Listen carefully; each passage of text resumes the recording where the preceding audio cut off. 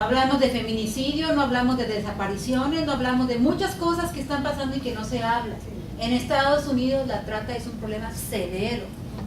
En Estados Unidos la trata se da en los lugares en donde tú no te puedes imaginar, en los moles. En los moles están los traficantes, en los moles en donde están en esa transición las niñas adolescentes, que empiezan a ir a sentirse que ya están cambiando entre los 12 y 13 años, a ir al mall sola. Ahí están los traficantes. Ahí están los contactos. ¿Okay? Los reclutas. Ah, ¿tenías una pregunta? No. Ok. Bueno. Otro de los puntos que están muy invisibilizados y que tenemos también nosotros que comprender es la violencia sexual en la edad tardía. ¿Sí? Es muy difícil que un adulto mayor reporte una violencia sexual. Es lo mismo que los niños, los perpetradores son los familiares, las personas, quien los cuida, quien está al cargo de ellos. Y muchas veces las violaciones son severas. ¿Por qué? Pues porque a un adulto mayor algunas veces les encajan un brazo, les tuercen por la fragilidad física que tiene. Y se va descubriendo hasta que la persona va con el médico, si es que tiene una capacidad de explorar realmente qué está pasando con el adulto mayor. Pero es algo que es muy invisibilizado, y los programas como WAR, por ejemplo, hacen mucho trabajo yendo a los lugares residenciales de los adultos para que hablen, para que digan y demás. Entonces es otro punto que si ustedes tienen dentro de su trabajo personas adultas mayores, háganle las preguntas de rigor con respecto a la violación sexual. Y si abrimos puertas, a lo mejor muchas veces te van a abrir con nosotros a hablar y decir, ¿sabes qué sí me está pasando esto? Sí. La identificación del asalto sexual con personas con discapacidades, el incremento y el riesgo es alarmante, 4 veces mayor que el común. ¿Qué quiere decir esto? Que invariablemente la gran mayoría de los niños con discapacidades y demás están 4 veces más en riesgo, y es hablar mucho. Igual, pueden ser cuidadores, pueden ser personas que están ahí, que el niño conoce, que el joven conoce, incluyendo muchas de las ofensas con los niños son generadas por sus cuidadores y esto se queda en el anonimato total. ¿Cómo se descubre muchas veces con los niños con discapacidades? Cuando la niña con discapacidad está embarazada. ¿Cómo se descubren las enfermedades? Cuando ya son muy evidentes. Entonces ese es otro punto que es muy importante, porque existe una gama muy fuerte de victimologías con personas con discapacidades mentales, auditivas, físicas, etcétera.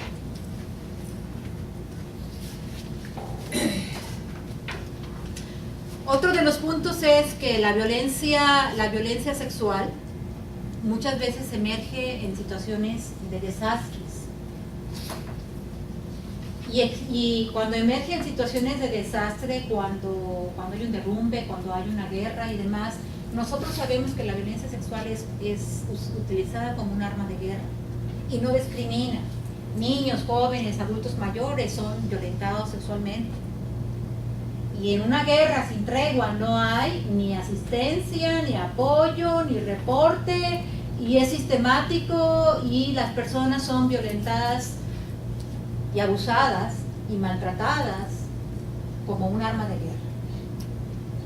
Cuando hay desastres, una de las cosas que se tiene que tener muy claramente son esos currículum que vayan también de la mano para asistir a las comunidades sobre la prevención de la violencia sexual, porque se agudiza la violencia sexual.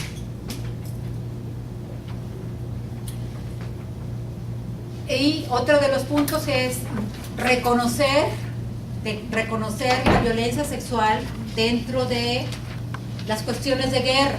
Todo el mundo sabemos que el reclutamiento durante las guerras ¿quiénes son los reclutas? Los niños. ¿Quiénes son los soldados niños? Los reclutas que fueron en una guerra puestos a servicio para ser soldados. Y hay muchas niñas que viven en una situación sistemática de violación por parte del ejército al que pertenecen, ¿sí? Otro de los puntos que son bien importantes y que todo el mundo lo sabemos, que en todas las regiones y en todos los lugares existen las tribus urbanas. Las tribus urbanas son esos grupos de jóvenes que simple y sencillamente se van de casa, están viviendo en las calles y demás, y se ven como una tribu de 20, 30 jóvenes y demás, que nosotros los podemos encontrar aquí en Filadelfia. Aquí también en Filadelfia, en los parques, en diferentes lugares, ustedes pueden ver esos angelitos caídos, esos niñitos blanquitos, bonitos, preciosas, niñas preciosas que simple y sencillamente, algunas de ellas son hijas de millonarios, que se van y deciden vivir una vida tribal, en donde está mezclado mucho las drogas, el alcohol, la desolación, terriblemente. Y son los grupos muy vulnerables porque esos grupos son muy cerrados, tienen sus propios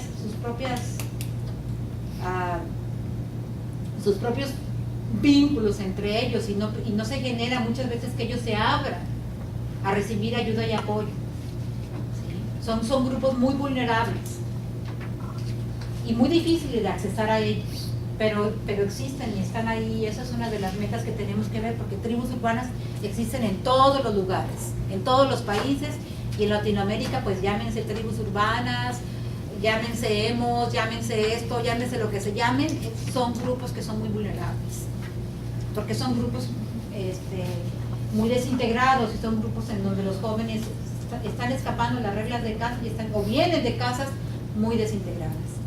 Ya. También a veces, perdón, sí, pienso que es como también el seguimiento común de tipo moda, ¿no?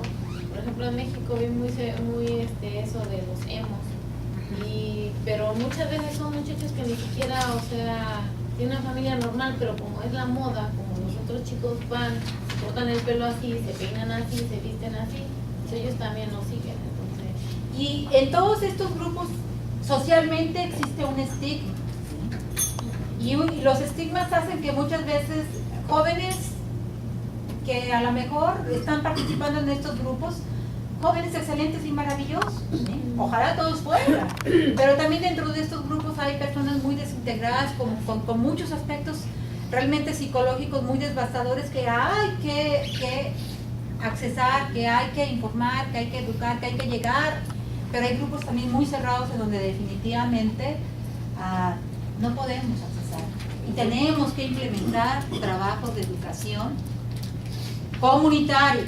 Y una de las metas y de los objetivos, por ejemplo, de esos programas es accesar a muchos, en el caso de Estados Unidos, a muchos de los inmigrantes que están solos, devastados, sin ayuda, sin apoyo, sin familia, especialmente jóvenes que están refugiados en alcohol y están refugiados con sus propios grupos. Promover resiliencia, promover comunidades sanas, promover todo este tipo de apoyo y demás, está precisamente vinculándose a que tenemos que hacer un trabajo de educación y prevención con grupos muy marginados. ¿Seguimos? Bueno, aquí estamos entrando a lo que es el remolino de la resiliencia, el afrontamiento, el trabajo con el trauma. Cuando las personas en un determinado momento deciden trabajar, ¿qué les mueve? ¿Cómo vamos a trabajar nosotros con ello? Bueno, es muy importante realmente, habíamos hablado anteriormente que para que exista una situación realmente de resiliencia, las personas, ¿qué tenemos que hacer?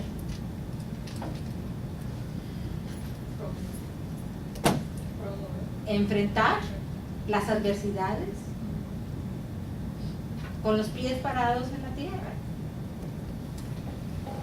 Para que haya un cambio necesito inevitablemente que aceptar el problema, que aceptar la devastación. ¿Sí?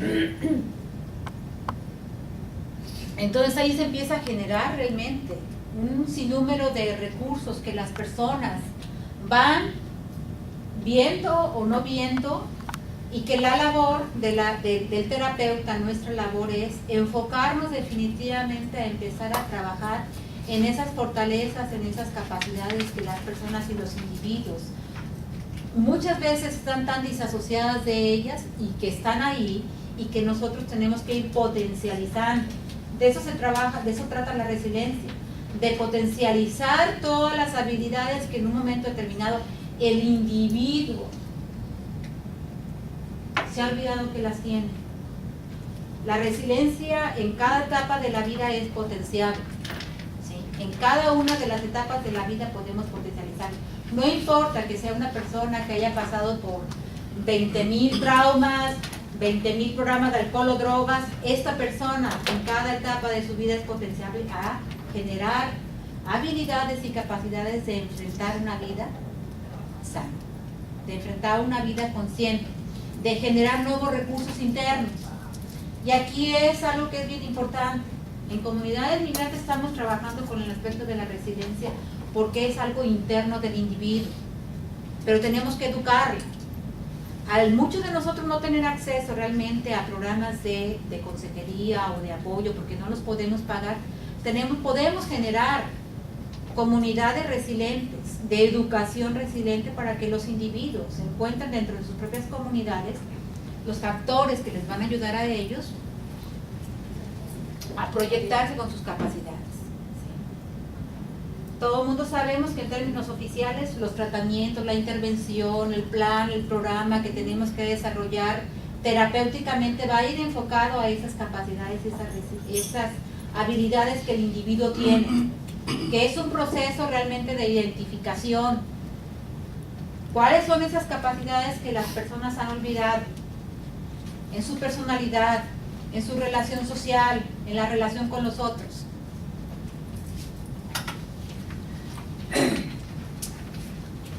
Una de las reevaluaciones y las metas a conocer antes de finalizar la terapia será ver durante todo este proceso la educación sobre el procesamiento de las reacciones de la memoria, la reexperimentación de las memorias. ¿Qué quiere decir esto? Tradicionalmente nosotros sabemos que el trauma se da por una reexperimentación de una memoria, ¿sí? El trauma persiste porque estoy constantemente pensando y pensando y pensando y reexperimentando.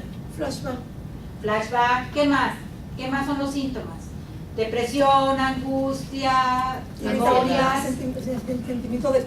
sentimiento de culpa, aislamiento, todos estos conceptos que nosotros sabemos los vamos a ir aflorando desde la perspectiva de la resiliencia.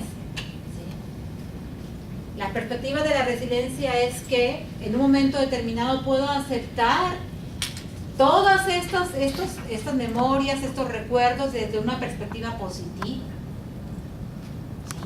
Aún a pesar de estar afectado, de estar mal, tengo una esperanza. Algo se me está moviendo dentro de mí. Tengo un sentido de que esto no es justo, de que yo puedo estar mejor. Tengo muchos recursos. Se empieza a mover ese remolino interno. Yo puedo, yo quiero, yo voy, yo valgo. Esas palabras que son las palabras claves de la resiliencia, si están accesadas a todo un proceso de terapia, la persona va a integrarse. Las memorias, aunque las tenga o las siga teniendo y demás, no van a ser memorias traumatizantes que le pongan al individuo en una depresión que no le permitan seguir trabajando. ¿Sí? Y por eso le dice que es con los pies implantados en la tierra. Sé lo que me pasó, estoy consciente de lo que me ha pasado, más sin embargo, lo acepto y continúo esperanzado, con humor, con capacidad, con alegría, con una alegría, no una falsa alegría, con la alegría de que me siento que algo se está moviendo dentro de mí, la esperanza, la capacidad, que viene de mí, y por eso es nuestra labor, ¿sí? Entonces, todos estos síntomas de negación, de habituación, de confrontación, cuando entra un proceso de resiliencia, ya no voy a negar, ya no voy a evadir, ya no voy a hacer muchas cosas porque ya las voy a enfrentar. ¿Sí? La persona ya ve objetivamente sus propios problemas de manera diferente, enfrentativa. ¿Qué es lo que hace que muchas veces los procesos terapéuticos normales generen muchísimas memorias y muchísimas situaciones de habituación constante en las víctimas? Y alimenta la desesperanza, ¿no? Para veces la hacen vitalicia. Sí, porque bueno, es que algo irremediablemente traumatizante está en ti. Eres un traumatizado, eres una víctima, ¿sí? Y todo ese tipo de palabras, claro que funciona. Claro que funciona, ¿sí? Cuando el terapeuta te dice, no, identifícate que tú eres víctima. Algo ya destrozado en mí está ahí. Y la resiliencia te empieza a generar internamente un remolino realmente esperanzador. No ha sido el fin. A partir de reconocer todo esto, empiezo a generar afrontamiento, ¿sí? Afronto. Ya no evado diciendo, bueno, la culpa, la responsabilidad de ellos, por eso estoy así. Porque eso es un proceso intrapsíquico. Que empiezo a hacerlo consciente cada día. ¿Seguimos? Y bueno, la resiliencia es reconocer que si mi cuerpo fue violentado, aún a pesar de hoy tengo confianza y mi transformación ha sido positiva. Hoy mi corazón latió en el vuelo de un pájaro libre. Cuando la persona es capaz, junto con el terapeuta, de sentir y tener un vínculo de reconocimiento de que yo soy el experto de mi trauma también, porque somos los expertos, las personas son las expertas de su vida. Yo solamente soy un espejo con ellos. Hay sanación. Gracias.